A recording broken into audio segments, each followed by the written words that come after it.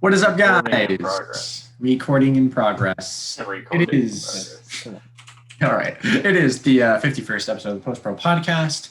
And we don't know what happened to Sebastian, but I probably died watching Alien Warfare. Alien Warfare. He's stuck watching Solaris. He's zoned out, dropped, dead. I don't know. But hopefully Sebastian lost all his sanity. He's in the zone. He's in the zone. Haha. Get it? But let him get out of his zone. But yeah, this is the 51st episode of the Post Pro podcast. Does anyone have any movie news? It's always Sebastian. I'm completely thrown for a loop now. Sebastian's not here. What do we? Yeah. I don't know. Riz Ahmed wants to stop Hollywood's toxic portrayals of Muslims. He's been saying that for years. All right. Lord of the Frantically Rings searches the web for movie news. Lord of the Rings anime prequel film. Oh yeah, I did see Anime? that. Oh, Sebastian, What? I think, sent that to the group chat Yeah. tonight. Yeah, I don't know. It's getting a theatrical release and has the original writer for 3. That's cool. John Wick 4, Lawrence Fishburne confirms his return and praises sequel script that goes much deeper. Looking forward to that. Nothing wrong with a good John Wick movie. Yeah. Hitman's Wife Bodyguard film sequel slated by critics, apparently. No. What? Yeah, I don't know. No. Wait, it was what by critics? Slated, which I assume they're meaning to use panned, but that's not what that actually means, is it? Oh, wait, yeah. I don't think so. That works, I guess. It's a negative term, that negative connotation. What was I gonna say? Did anyone even remember that movie existed when they saw that trailer for the sequel? Yes. Really? Yes. Well, okay, but had you thought about it at all until you saw the trailer? No. I think in the year after it came out, I was it's weird that there's a whoever those two actors are now, who I've completely forgotten who they are. Samuel L. Jackson and Ryan Reynolds? Yeah, right. Okay, so I think at the time and for a year afterwards, I was it's kind of weird that they're in a movie together. But yeah, I definitely haven't thought about it since 2018. Yeah, it's so weird that it's getting a sequel. Everything. Yeah, no. This one, Saoirse Ronan, Paul Michelle, Hugh Stanfield to star in Garth Davis, grounded sci-fi thriller called Foe. Cool cast. Did not see that. Yeah, that's kind of cool. All right, yeah. Anyone else trying to scour the internet real quick?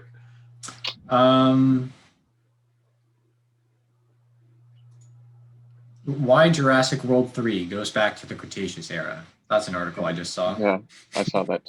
Or I saw that they released stills or something. Yeah. Okay. Oh yeah. Aquaman 2 title and logo revealed. It's going to be called The Lost Kingdom. Oh my god. Isn't that Atlantis? Isn't that what happened? Oh, so yeah, right. Aquaman and Lost Kingdom are it'll also open on December 16th, 2022. That is a date. Well, you know what? Let's just skip movie news. All right. We're not going. Keep going. We're just reading sort of whatever article titles. Sebastian will just tell us all about all the crazy stuff next week. So with that, I guess we'll move on to what we watched real quick. I'll start it off. I only watched a few movies. Watched, of course, both Conjuring films last week. And then we capped it off with The Conjuring, The Devil Made Me Do It in theaters, which was fine. I think it's the weakest of the trilogy. But it wasn't bad. It definitely scared me. I was watching through my fingers for the majority of the runtime. And, I think it was the weakest written one. But honestly, the direction was solid. James Wan didn't direct this one. I forget who it was that directed it. It's the same person who did Curse of La Llorona, which, better movie than that. Michael Chavez, I guess. But yeah, not bad. Had some solid scares. The story was a bit weak, but it was fine. It was fine. Checked out Raiders of the Lost Ark in theaters for its 40th anniversary, which was pretty cool. Hadn't seen that movie in quite some time, so it was pretty cool to check it on the big screen. I mean, not much to really say. Indiana Jones, it's a classic action adventure. It's pretty good.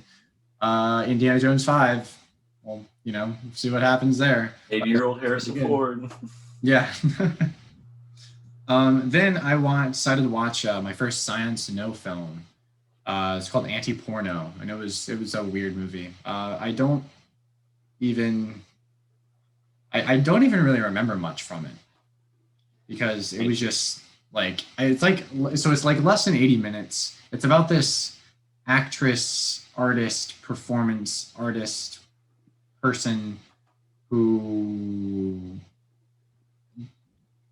kind of goes crazy. I honestly don't even know what happened. Like the majority of the movie, there's some really interesting meta stuff going on.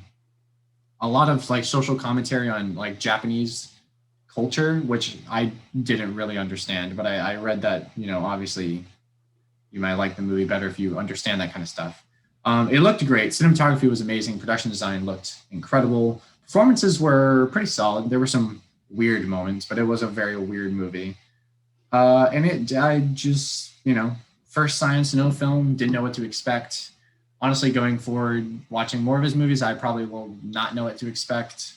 But I'm definitely intrigued to check out more. And then I watched Solaris last night, and that was my week. I'll go. Conjuring, right? All the boys saw it together. I mean, it's just a fun, like, Friday night horror movie. I mean, yeah, it's written poorly, but it's just something you watch in theaters. You get a little scared, have fun. It's like something you go out to.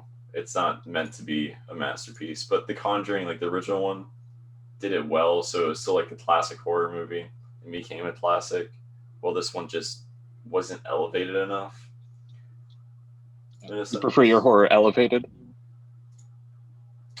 Yeah, or I mean, the first one wasn't even like really elevated; it just made it work. I don't know. It was just written a lot better for sure.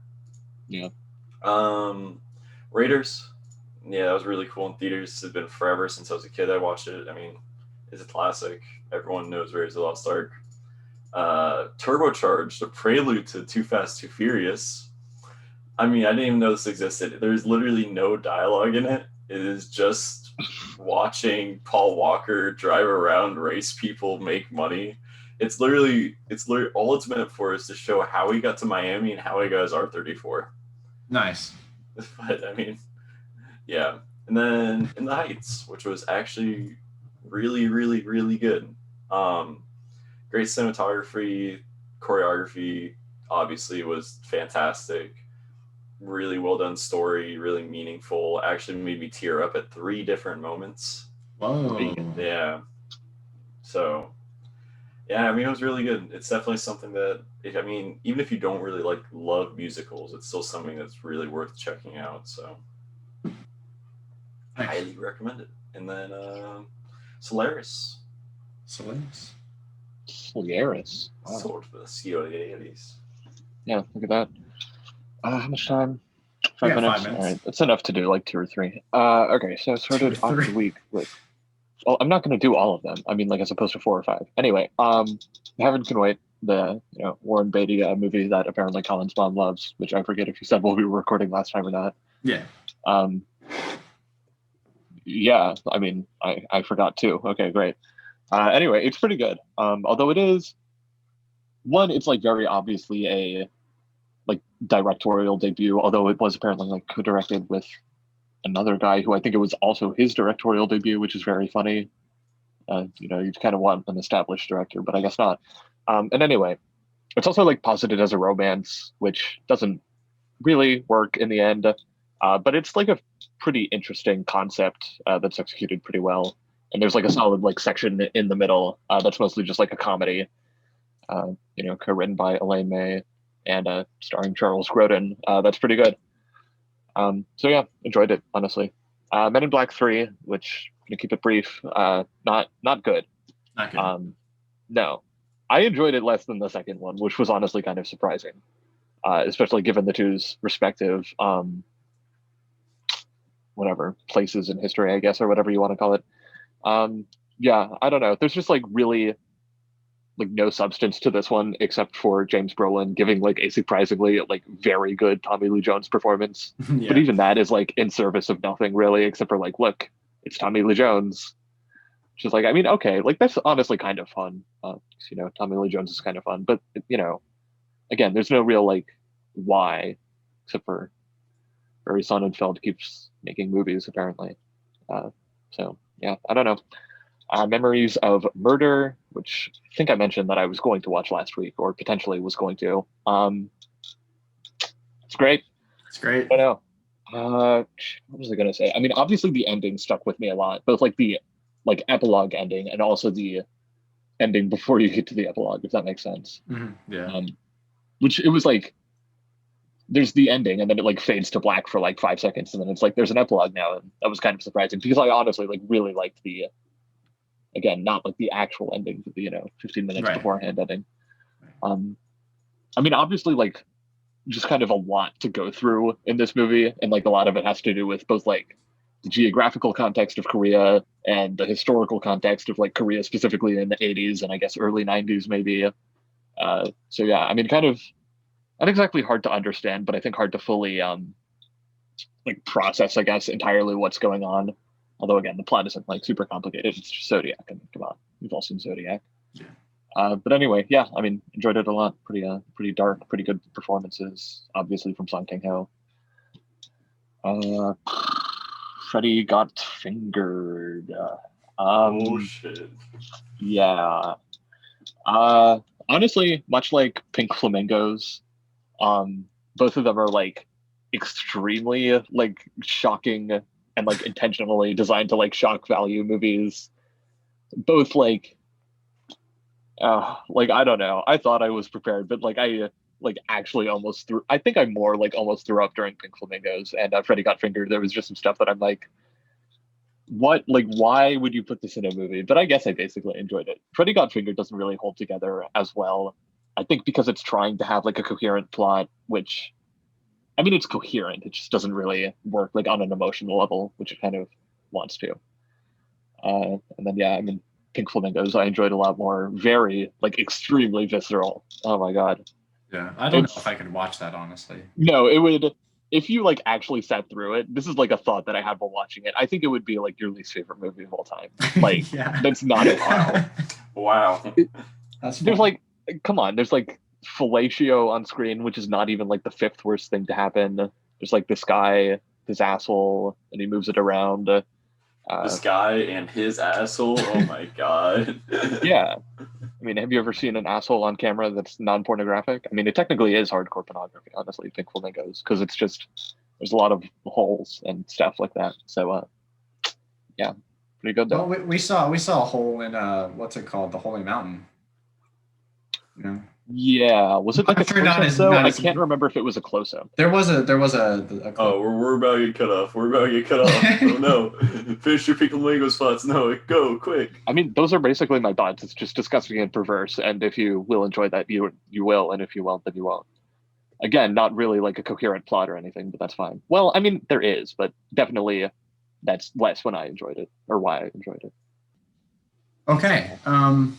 Before we move on to Solaris, I'm going to ask Noah, what do you thought of Contagion? Noah, what do you think? All right. Okay. Thomas, come on. I thought it was pretty good, surprisingly. You know, not exactly lesser Soderbergh, more like mid-tier Soderbergh for me. Mm-hmm. But I mean, you know, it's a pretty sobering look. It's really, I mean, it is funny how it like plays with the cast, not exactly like emotionally, just in terms of like your expectations. Yeah. Like, I mean, spoilers, Thomas, and you know, anybody else, but Gwyneth Paltrow dies in like the first 10 minutes, and she's set up to be like a main character, so that's pretty funny. And then, you know, same for Kate Winslet, although obviously that's much later on. Does anybody else die? I guess not, other than like Child in the beginning. So that's kind of fun, I guess. That like, you know, out of a super ensemble cast, only like a small amount die, despite it being apparently a very, very deadly disease. So I guess that's kind of funny, honestly. But it didn't really even occur to me until just now when I was like going through the numbers in my head. Yeah, I don't even think I've thought about that either. I've seen it a few times. Yeah. I do like how it plays with the characters because it has a ton, but it doesn't. Yeah. It doesn't really like hone in on any super specifically. No. And I like how it kind of just shuffles between them all. I don't know. I definitely was rooting for, I think, Kate Winslet the most in like the first half of the movie, but I'm not sure if that's intentional or just because, I don't know. But I guess she is like the most sympathetic character in a lot of ways. I think, you've seen a lot more Soderbergh than I have, but out of the I've seen, I think this is my favorite actually. Yeah, it's certainly not bad, like I said. But I mean, I don't know. Ocean's 12, come on, you got to give it up for Ocean's 12. No, but whatever. Okay, so Solaris. Let's move on to Solaris, talk of the week. Noah. No, what else you got to give it up for? Solaris, which is a reimagining of the novel that is also remade into a USSR Russian language movie directed by Andrei Tarkovsky, which we actually are covering this week for my pick, and we all watched. Actually, Thomas Solaris. And I, let's give it up for Solaris. Or as Google Translate says, Solaris, or like, okay, well, obviously I don't have a Russian accent, so you know what, I'm not even going to bother with that. Solaris. Was this your speech? Was this planned? It was, you know how Letterboxd has like the foreign title if it's a foreign movie? I just copied and pasted that into Translate, and then I just hit play, and it was like Solaris or something like that. Nice. Again, I only listened to it like twice, and I wasn't like memorizing it or anything. But so anyway. Solaris. So yeah, I think that just about ends it for this week. No kidding. All right, Thomas, time for your pick. Yeah, exactly. Oh, okay. All right. So I get pick number 1 through 5. Oh yeah. Okay. Cool. What was I gonna say? So this has actually been on my watch list for a really long time. I think before Stalker, honestly, which of course I watched like fucking 6 months ago at this point or something like that. And honestly, like the thing that put me off to it was just how long it is, which is still definitely like my main complaint, if you can even call it that, with the movie. But I think it does help that it is divided into 2 parts, less like 2 acts, more just like you literally like it's very difficult to watch this over the course of just like 3 hours just sitting down, which I think Collin did. So good luck to you, or good job to you. Thank you.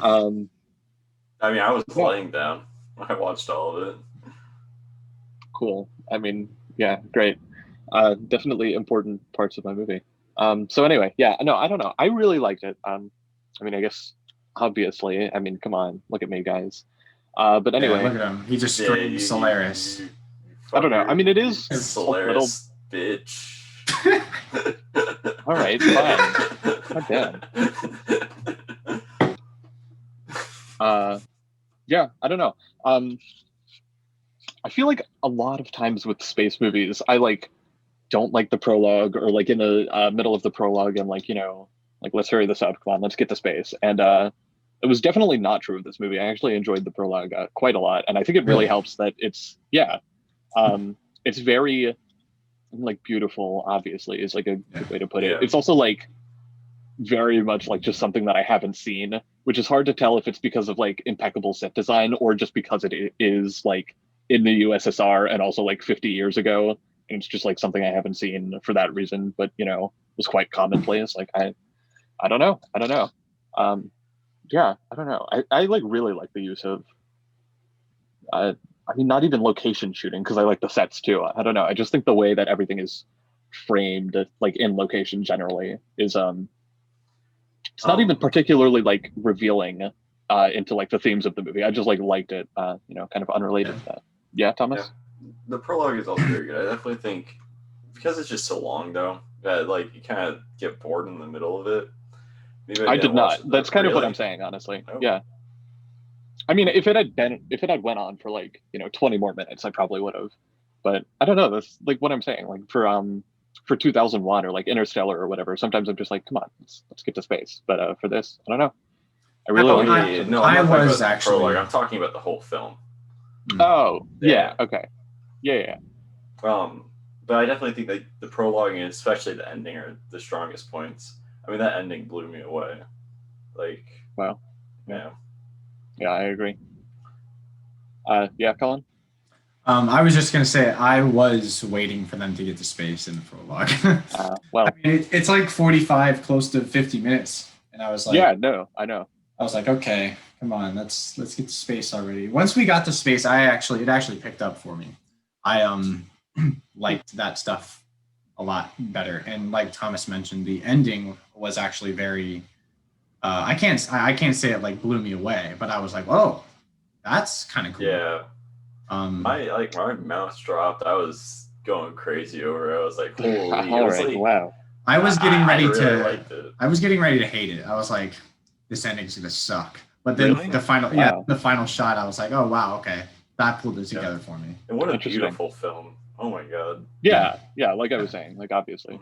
Opening shot with the water and the exactly. plant on the water. Yeah, the cinematography, the sets, the locations, everything was just the horse. Cool. I mean, come on, the costumes, all of the the blood later on, or like in the second act, I guess.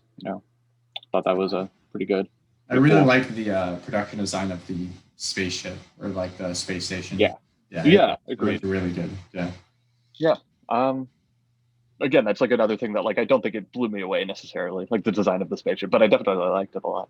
Yeah. What was I gonna say? I don't know. I think a lot like Stalker. I mean, I guess kind of obviously if you've seen Stalker, but I guess neither of you have. So it's like very much Solaris is very much like a sort of framing of like philosophical ideals, and then ultimately just like a deconstruction of those, and like actually these people are human, and there's like no such thing as objectivity. And I found that like really moving is maybe the wrong word, more like thought provoking, I guess, honestly. Yeah.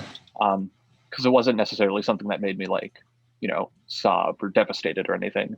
But I don't know. I think like the thing that really sold this movie for me is like that the prologue is spending so much of this time like setting up that this guy barely wants to go to space in the first place, and also he is very much like a scientist in a way that a lot of other movie scientists are normally not.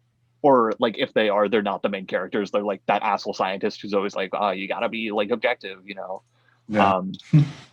And yeah, I mean that's like what Chris's whole deal is, even though that's not necessarily like he is very much a real human being. That's not necessarily like his defining characteristic, but I think it is in the context of this movie, if that makes sense. And then like just over the course of the whole space station thing, it's like actually no. Yeah. I think what I found most interesting of this movie is for how much I typically dislike existential like movies, or like, you know what I mean? Like whenever we watch movie, it's that's you talk about the existentialism and that a lot. Yeah.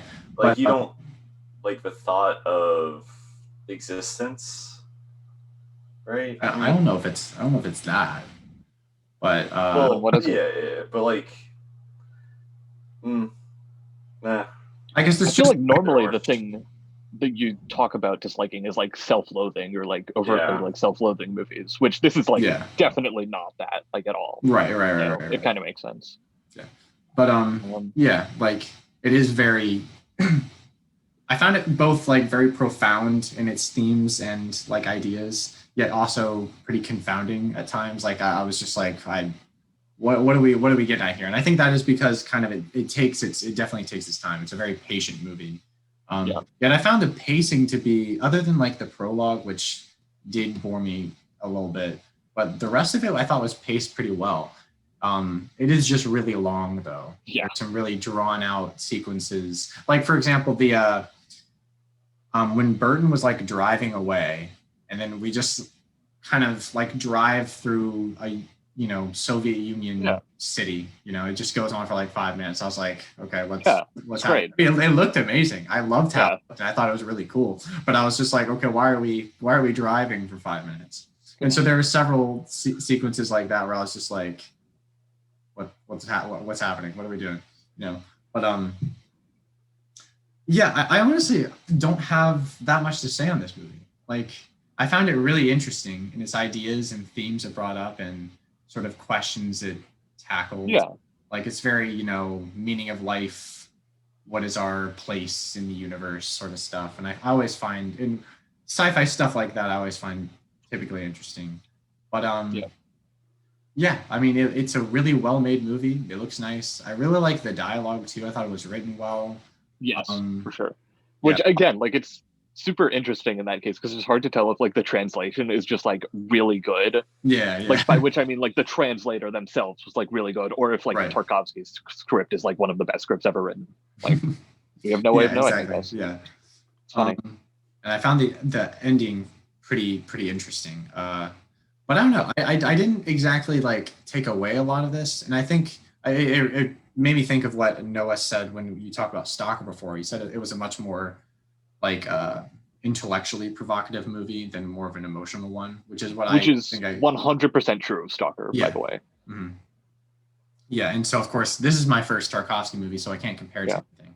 But I remembered what you said about that, and that kind of like still worked for me. There is like some I think rather like moving emotional moments. Yeah, between no, I agree. Chris and his wife and all, but it's not like, I guess, more in a traditional sense. I think the difference, at least for me, is it's not building up to like an emotional catharsis per se. Yeah. Which I guess might even be true just because I've seen the Soderbergh remake, which is not really all that different. Although the ending is, it's not. Okay. Well, whatever. I guess I won't just say anything more about the ending. I don't know. That was actually one thing I was going to ask you, like without getting into spoilers, like how, because I know you really like Soderbergh's. Yeah. So the main difference for me between the two is that I think ultimately this movie kind of wants you to think that Chris, what's his name, is like losing his mind, even though it's like obviously influenced by like a real thing, like the planet. It's not like him just losing his mind, like completely devoid of any influence or anything. Yeah. It is ultimately like sort of a tragic story, I guess. Like I don't know. It's just like, oh, like look at how far he fell from his ideals at the beginning. Which I don't know. Do you guys like agree with that or what? I don't really know. Okay. Yeah. Because there was a lot. I mean, there's a lot going on in this movie. It's very complex. There definitely is. Yeah. I'm not saying that's necessarily like the biggest takeaway. I just think like between the very beginning and the very ending of the movie, I think that's sort of what you're supposed to. Well, maybe not even supposed to. That's just kind of how I felt, honestly. Okay. Yeah. I got you. And like, oh, like he chooses to live on this like desolate wasteland planet for, I mean, probably the rest of his life. I guess I don't know. And that's like, again, maybe if you think about it, it's not tragic, but it's like framed in a very tragic way. And I think Soderbergh's is much more like he found his wife again. Although, is it even his wife or is it his memory? I think that's also something they don't really address. Like, obviously, Clooney like asks, like, is this a memory or is it like a real ghost? But there's no way of like knowing that for sure. Right.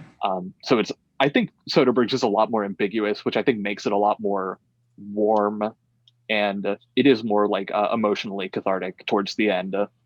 And also, I think it is much more of a just like positive story. Like Clooney seems very depressed at the beginning, and by the end, he seems to have, again, like this is probably a personal reading more than anything else, but he seems to have, I don't know, like gained some of his humanity back through this experience. Which is kind of the opposite of how I felt about Tarkovsky's. Okay, yeah, I definitely like to check out Soderbergh's now. Yeah, I'm not sure because so like one of the biggest, not really an issue, it's just I guess more of a personal thing when I was watching this was like it's so dense. And yes, this is a very dense movie, and it's kind of like that for the entire near 3 hour time. And so as much as like there is to it, I felt like I was still missing a lot, if you know what I mean. Yes, you'll definitely have that feeling after Soderbergh's, but there is a lot less like information in the first place, like just because it's a shorter movie and because Soderbergh is more interested in the one idea, I think, than like answering like 5 different huge questions at once. I was about to say, Jesus, he cut a lot of time out of it. I mean, it's a 99 minutes. Yeah, it's a remake of the book. There's a lot less prologue. I think it's like 15 minutes, and it's like completely different. Like Clooney lives in an apartment in a city instead of a fucking villa or whatever that was. And I was about to say, in terms of like it ended and you felt like there was a lot missing that you like didn't understand. I feel like it's all there. It's just such like a complex movie that like demands a rewatch. But I don't know when I'd want to rewatch this, at least in the near future. It wasn't even the ending that made me feel like I was missing something. Well, not like the ending that led up but to like it. by the end. Okay. Like I feel like it's all there, and there's enough there that you can understand. But there's just so much. There's so much content within like 3 hours.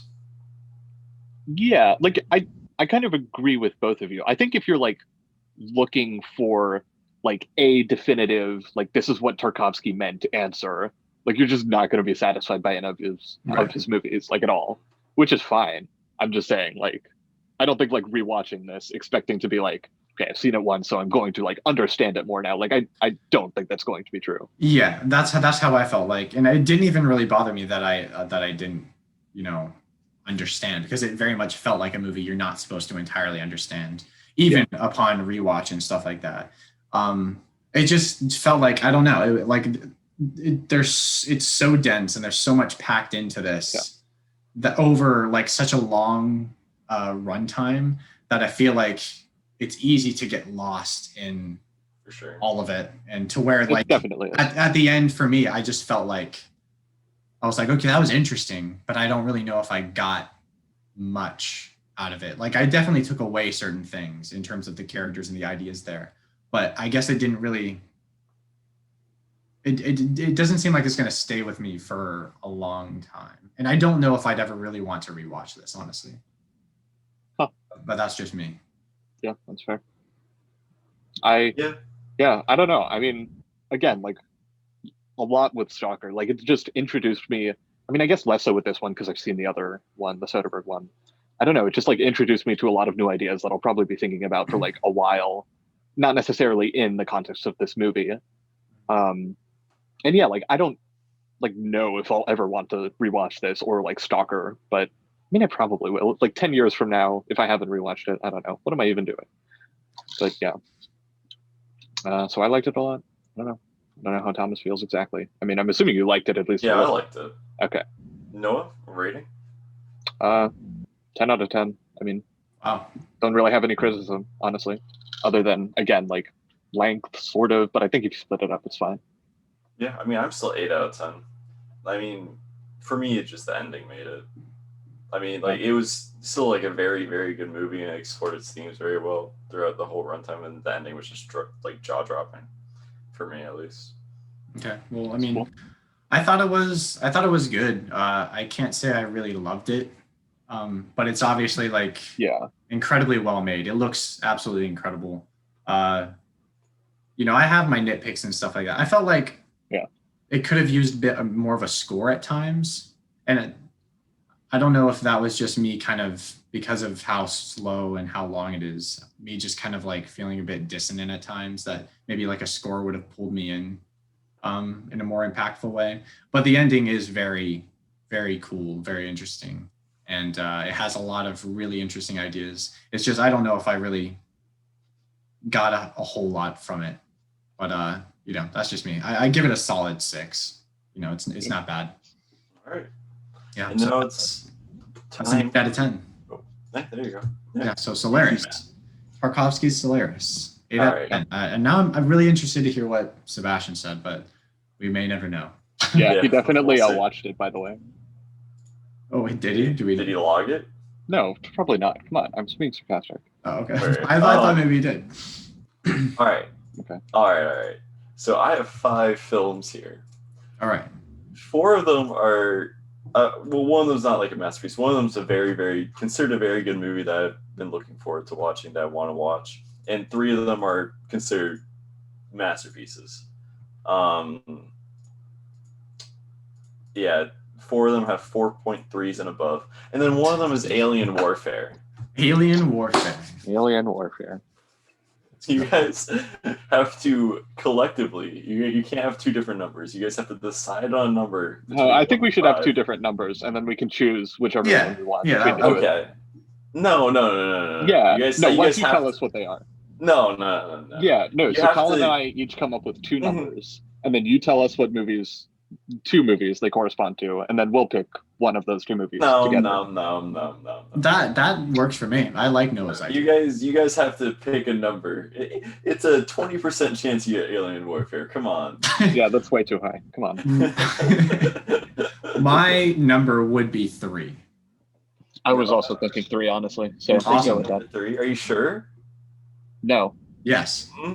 That could be Alien Warfare. Look, I'm No, going. I know. I'm going with it. I'm going 3. Okay. Number 5 was Was Alien. Dreams from Kurosawa. Akira Kurosawa, yeah. Number 4 was Chungking Express. Okay. By Wong Kar-wai. Number 1 was Come and See. Oh wow. Yeah, I'm kind of glad we didn't get that. Honestly. And Yeah, number 3 hours. 2 was Alien Warfare. Nice. So Hey. you dodged Alien Warfare. Okay. So we got the not 4.3 one, right? So we got No, Trojan War. This is a 4.3. Ah. Yes, Oh, yes, dang it. yes, Trojan War. No, this is a 4.3. Dreams has a 4.0. Oh, okay. I didn't know that. And what we're watching is 8.5. 8.5. Okay. Is that Fellini? Yeah. Yeah, that's Fellini. I wanted to watch it for quite a while because it is the number 1 film that inspired Synecdoche. So, Oh, great. oh, let's go, Collin. Yeah, let's go. Old Synecdoche, New York.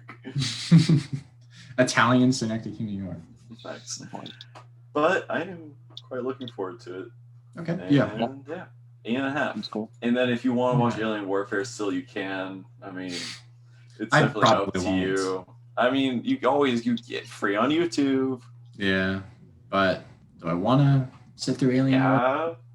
It's only 80 minutes long. Yeah. But that's 80 minutes I'll never get back. Yeah, I've done exactly. movies like this What do you before. mean never get back? You spent it watching Alien Warfare. That's a great 80 minutes. I'd much rather watch Trojan War. But that's for another time, I suppose. All right. So with that, I think that's going to wrap up the 51st episode of the Post Pro podcast. We talked about Tarkovsky's Solaris, which I'd say you mostly liked. Hopefully Sebastian will watch that and let us know his thoughts next week, but who knows? Who knows what happened to Sebastian? Hopefully he'll be back next week. Hopefully he didn't die. Hopefully he didn't die. And next week, we're going to be talking about Fellini's 8.5, which will be interesting, I'm sure. Oh, you sound so excited. Alrighty. Post Pro Podcast, signing off.